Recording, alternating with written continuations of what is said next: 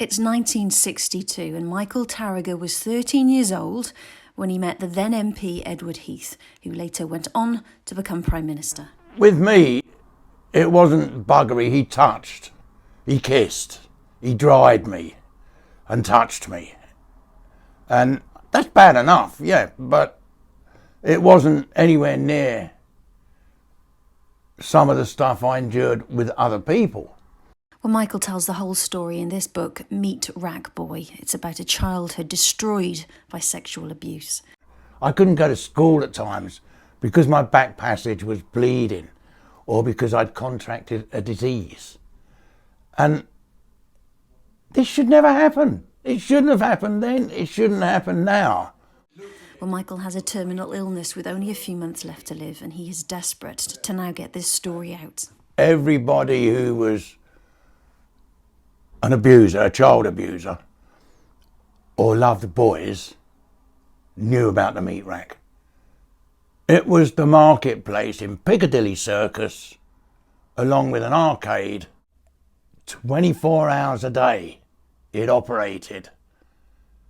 And if you wanted a young boy any time of the day, you could go and get one.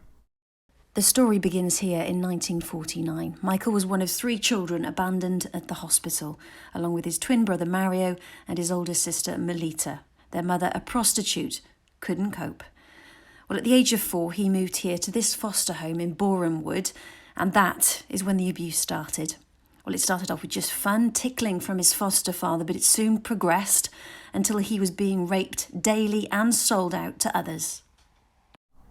I was told to enjoy it, and I had to enjoy it as a kid. Yeah, I cried, but I had to cry in my own bed at night amongst the squalor and the filth, because let me tell you something, after you've been buggered as a child, your bowels will relax and you will mess yourself. And mess yourself meant trouble. Big, big trouble. You know, that was a beating in its own. We can't show you any photos of him or his family growing up because there aren't any. Only this one. The only one. Do you have any other pictures of your family? No, none whatsoever. And all they got was that. All of the profits from the book will go to helping other survivors like him finally be heard. Well, when he was 6, Michael ran away, but the police didn't believe him. They believed his foster parents. Well, now that 6-year-old boy is a 69-year-old man, and it's time for his story to finally be heard. I didn't want people to say, oh, this poor bloke, this brave bloke. But I wanted someone to say, how on earth was this allowed to happen?